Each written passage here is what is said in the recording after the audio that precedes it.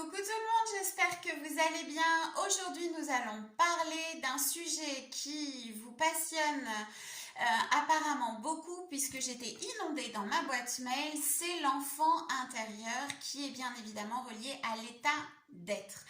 Avant de développer ce qu'est l'enfant intérieur, je vous propose de télécharger mes 5 conseils pour être bien dans son corps, bien dans sa tête, bien dans sa vie. Ce sont 5 conseils qui vont vous aider dans votre cheminement afin de trouver l'épanouissement. C'est cadeau et c'est gratuit. C'est dans la barre de description.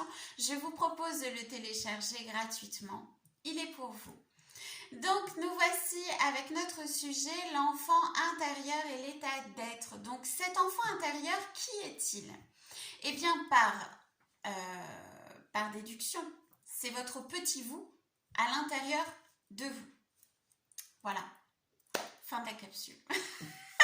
Donc, votre enfant intérieur, c'est l'enfant que vous avez été. Donc, cet enfant qui est porteur de tous vos rêves d'enfant, qui est porteur de votre créativité, qui est porteur de votre innocence, qui est porteur de votre émerveillement, mais qui est aussi porteur de vos souvenirs d'enfance, qu'ils soient beaux ou qu'ils soient difficiles à vivre, qu'ils aient été des traumas ou qu'ils aient été merveilleux. Il est aussi gardien de tout ça. Cet enfant intérieur, il garde en lui toutes les blessures émotionnelles que vous avez rencontrées durant votre enfance et qui aujourd'hui, à l'âge adulte, eh bien, vous bloquent, vous ralentissent dans votre vie actuelle, dans vos projets, dans vos rêves. Pourquoi? Eh bien, parce que chaque pas en avant, chaque rencontre, chaque événement va amener cet enfant intérieur à une peur, à des blessures émotionnelles rencontrées dans votre enfance et du coup, lui, il va en alerter votre inconscient, il va en alerter votre subconscient qui vont, eux, vous dire « Oh, pop, pop, quand tu as vécu ça l'autre fois, tu as été mal. Donc, non, tu fais pas ça. » Et on vous ramène très gentiment dans la fameuse zone de confort. Cette fameuse zone qui est un peu votre bulle, votre forteresse dans laquelle vous avez été conforté, que vous croyez être conforté. Mais c'est aussi cette zone qui vous empêche d'aller au-delà, qui vous empêche de vous dépasser pour vivre vos rêves. Donc, l'enfant intérieur, il est le gardien de tout ça. Mais cet enfant intérieur, c'est vous. Donc, la seule personne qui peut changer ça, finalement, c'est vous. C'est vous en tant qu'adulte. Alors, comment faire? Eh bien, l'idéal, quand les blessures émotionnelles sont là, c'est de consulter un thérapeute. Moi, je vous conseillerais toujours de consulter un thérapeute. Vaut mieux le consulter lorsque l'on commence à prendre conscience de certains ralentis, de certains blocages dans sa vie, de certaines choses que l'on n'arrive pas à faire par peur, parce que c'est toujours une question de peur finalement.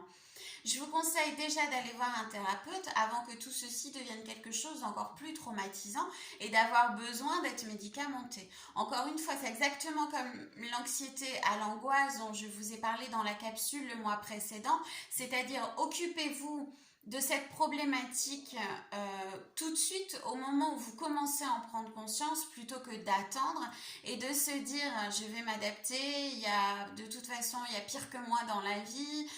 Tous les traumas sont importants à entendre et sont importants à guérir.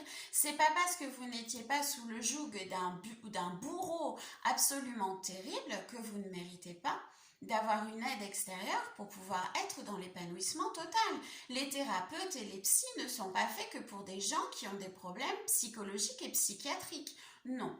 Si vous avez besoin de quelque chose de plus doux, venez voir un thérapeute holistique. Que fait le thérapeute holistique? Alors, je vais parler pour ma part, puisque c'est ce que je suis. Je suis psycho-énergéticienne, psychanalyste, hypnothérapeute et je suis dans l'énergétique également puisque je suis médium. Mais ce que je m'occupe surtout dans mes thérapies, c'est de l'état d'être et de l'état d'âme. Là, ce qui nous intéresse, c'est l'état d'être puisque c'est l'enfant intérieur. L'enfant intérieur, ce sont vos blessures d'enfance, de votre être réincarné. Votre corps et votre enveloppe corporelle et Vous êtes un être réincarné, votre âme, elle, a déjà vécu plusieurs vies. Ça, on va en parler dans la capsule suivante. Nous, on s'occupe de l'enfant intérieur. Donc cet enfant intérieur, à partir du moment où il vous rappelle à l'ordre, souvent parce que les blessures émotionnelles sont en train de jaillir, il est intéressant d'aller décortiquer tout ça auprès d'un thérapeute. Comment ça va se passer dans mon cabinet ? Encore une fois, nous allons nous occuper avec la psychanalyse de mettre des mots sur vos mots et avec l'énergétique de réénergiser votre corps. Mais pourquoi l'énergétique entre en compte? Eh bien, c'est simple. Je vous ai expliqué dans une capsule précédente que, au fur et à mesure de notre croissance, nos 3 principaux chakras se développaient. Donc le chakra racine de 0 à 7 ans, le chakra sacré de 7 à 14 ans et le chakra du plexus solaire de 14 à 21 ans. Donc de 0 à 21 ans, vos 3 premiers chakras se mettent en route, se réénergisent, ce sont des roues d'énergie, le chakra, et s'harmonisent. À partir du moment où vous rencontrez une blessure émotionnelle, dans ces créneaux d'âge-là, j'aime pas trop mettre des chiffres parce qu'on avance tous à notre rythme, mais c'est vraiment pour faire une moyenne. Mais si vous rencontrez des blessures émotionnelles, à ces moments précis, forcément, votre chakra ne va pas se développer, pour utiliser des mots simples, de manière aussi importante que si vous n'aviez aucune blessure émotionnelle dans cette tranche d'âge-là. Sachant que ça n'arrive jamais, puisqu'on est déjà avec les blessures émotionnelles de nos aïeux. Donc au niveau psychanalytique, au niveau de l'état d'être, on est déjà, quoi qu'il en soit, porteur de certaines blessures. Anne-Lise Bourbeau le dit d'ailleurs, Lise Bourbeau, pourquoi je veux dire Anne-Lise, qu'on est porteur de 3 blessures émotionnelles déjà en arrivant dans cette vie-là. Donc ça montre bien que les blessures transgénérationnelles sont là dès notre naissance. Donc bien évidemment tout ça, ça fait du chamboulement à l'intérieur de vous. L'énergétique va aider à nettoyer tout ça, à se débarrasser aussi de ce qui ne nous appartient plus et à réénergiser au fur et à mesure vos chakras. Si nous avons besoin de travailler que l'état d'être, nous n'allons pas travailler que sur ces 3 chakras, nous allons travailler sur tous les chakras. Pourquoi? Les 3 premiers, je viens de vous l'expliquer. Ensuite, bien évidemment, ce sont des blessures émotionnelles, donc elles touchent votre cœur, donc le chakra du cœur. Et bien évidemment, ces blessures, on les a gardées pour soi.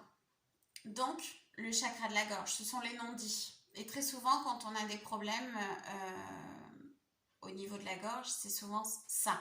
S'il n'y a pas de problème, encore une fois, biologique ou autre, d'accord. Et puis ensuite, nous allons nous occuper du 3e œil. Encore une fois, que fait ce 3e œil? Il nous aide à regarder à l'intérieur de nous. Puisque bien évidemment, quand on a travaillé l'état d'être et qu'on commence à être en équilibre dans sa vie, on va vouloir se mettre en action, puisqu'on aura retrouvé l'estime de soi, pour réaliser ses rêves. Mais, très souvent, il y a encore des blocages. Pourquoi? Parce que votre âme a vécu déjà tout un tas de vies et le 3e œil va aider à aller voir au niveau de votre état d'âme, mais ça, on va l'expliquer dans la prochaine capsule. Donc, au niveau psychanalytique, on s'occupe de vos blessures émotionnelles, on échange, on travaille, on comprend, on pense, on guérit. Au niveau énergétique, on remet tout ça en place et on se débarrasse aussi de ce qui ne nous appartient pas au niveau énergétique. Donc, c'est un ensemble. Encore une fois, à partir du moment où vous prenez conscience, moi, je vous conseille d'aller voir un thérapeute holistique de suite. Ça va vous éviter d'aller au-delà et d'avoir besoin un jour d'un psychiatre. Occupez-vous de ça tout de suite. Au moins, c'est fait, c'est débarrassé. Surtout, encore une fois, qu'un psychiatre est un médecin qui s'occupe d'un symptôme. Donc, c'est-à-dire que vous allez avoir les séances chez le psychiatre et les séances chez le thérapeute holistique. Ça fait beaucoup de séances. Occupez-vous déjà de tout ça de suite. Vous avez une prise de conscience. Commencez par lire des bouquins, commencez par regarder des vidéos et puis ensuite, débutez ce travail. C'est important, c'est un travail d'introspection. On travaille d'abord l'état d'être pour guérir cet enfant intérieur. Une fois que cet enfant intérieur est guéri, qu'est-ce qui se passe? Eh bien, la vie commence à devenir un peu plus fluide. On arrive à comprendre l'autre, c'est-à-dire que l'autre, celui qui est la cause, celui ou ceux qui sont la cause de nos traumas finalement, On a réussi à s'en détacher. Ils n'ont plus aucune emprise sur nous. Et ce n'est même plus forcément ces gens qui avaient de l'emprise sur nous. C'est la souffrance et l'émotion qu'ils nous avaient donnée au moment des faits qui avaient encore une emprise sur nous. Donc ça, on a appris à s'en détacher, quelle que soit finalement la douleur et le trauma. On a appris à s'en détacher et on retrouve sa liberté. C'est ça en fait, la liberté d'agir, la liberté de penser, la liberté d'être. Et bien c'est se défaire, c'est couper en fait. Imaginez vraiment un pantin avec tous ces fils. Et bien c'est couper tous ces fils les uns après les autres pour retrouver sa liberté d'être. Et pour pouvoir devenir et pour pouvoir créer sa vie. D'abord on se libère et ensuite on ose et on commence à créer notre vie. Qu'est-ce qui fait qu'on n'arrive pas à réaliser parfois des rêves, des projets? C'est notre impatience. Et notre impatience, pourquoi? Eh bien, imaginez un enfant qui n'a pas tout de suite et qui tape du pied. Eh bien, là encore, c'est votre enfant intérieur. Pourquoi est-ce que vous voulez tout de suite? Parce qu'il y a quelque chose, parce qu'il y a quelque part une blessure émotionnelle. Peut-être que dans votre enfance, vous avez voulu tout un tas de choses que vos parents n'étaient pas en capacité financière de pouvoir vous les offrir ou étaient contre ce que vous voulez, que sais-je. Et vous, ça crée quelque part une frustration. Donc aujourd'hui, vous voulez tout de suite et maintenant. Eh bien ça, c'est un blocage. Et pourquoi c'est un blocage? Alors certains vont écraser l'autre pour avoir ce qu'ils veulent, vont finir par l'avoir, mais ça durera qu'un temps. Il y a toujours un retour de bâton dans la vie. Ça durera qu'un temps. On écrase pour avoir, c'est moche. Ça existe, mais c'est moche. Alors que celui qui va avoir son rêve finalement, au fond de lui-même, et il sait que financièrement, par exemple, réaliser ce rêve-là, ça demande des moyens. Ces moyens, il ne les a pas tout de suite. Il va se faire une petite boîte d'économie. Et tout ce qu'il pourrait économiser dans le mois, qu'importe si c'est un centime, qu'importe si c'est 1 euro, 10 euros, qu'importe. Il va les mettre dans sa petite boîte. Et oui, ça va prendre du temps, mais il sait qu'à un moment donné de sa vie, il aura une opportunité qui fera que cette boîte, il va pouvoir la remplir un peu plus vite. Et son rêve, il va pouvoir le réaliser. Alors ce ne sera pas peut-être demain, ce sera peut-être dans 3 ans, mais on s'en fiche finalement. Le but, c'est de réaliser ses rêves. Le but, c'est d'être heureux. Et quand vous êtes en train de mettre un projet en place, quel que soit le temps que vous y mettez, quel que soit l'énergie que vous y mettez, mais vous êtes super heureux à la fin d'avoir réalisé ce rêve. Les rêves sont faits pour être réalisés. Pourquoi est-ce que certains disent « Oh, mais un rêve, c'est un rêve. C'est bon, il y a des rêves, ils ne sont pas faits pour être réalisés. » Ben pourquoi? Quelle est la personne qui peut vous bloquer pour réaliser un rêve quel qu'il soit si ce n'est vous-même? C'est vous-même, avec vos pensées, avec vos blessures. Moi, je ne vais pas faire ça. Ah bon, pourquoi tu fais pas ça? Ben parce que je ne sais pas ce que vont en penser les autres. Ben oui, ben là, ça fait partie d'une blessure. Autrefois, j'ai été humiliée, blessure d'humiliation. Donc aujourd'hui, je ne me trouve pas de légitimité parce que j'ai peur de ce que vont penser les autres. Donc mon rêve, c'est qu'un rêve. Je le garde là, mais c'est qu'un rêve. C'est qu'un rêve. Et pourtant, qu'est-ce que vous seriez heureux de le réaliser, ce rêve?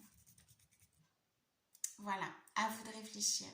L'état d'être, l'enfant intérieur. L'enfant intérieur, c'est la magie, c'est l'insouciance, c'est le beau, mais ce sont aussi toutes vos blessures émotionnelles qui reviennent à la surface, qui ont besoin d'être pensées, d'être guéries, parce qu'elles sont et elles deviennent un frein dans votre vie d'adulte. Moi, je vous conseille de voir un thérapeute holistique le plus rapidement possible après votre prise de conscience, afin de trouver cet épanouissement personnel. Notre mission première dans la vie, c'est d'être heureux. Donc afin de trouver cet épanouissement personnel et surtout d'éviter quelque chose de plus dramatique qui aurait besoin d'une thérapie psychiatrique avec une prise de médicaments. Faites les choses quand vous commencez à en prendre conscience. Appelez, téléphonez, demandez de l'aide. Demandez de l'aide à l'univers. On vous mettra la bonne adresse, la bonne personne. Et puis, laissez-vous porter. C'est ça aussi. Faites confiance à la vie. Je sais que c'est dur, mais vous allez y arriver. Je vous fais de gros bisous. Et je vous dis à très vite pour la prochaine capsule qui sera l'état d'âme et les vies intérieures. Gros bisous.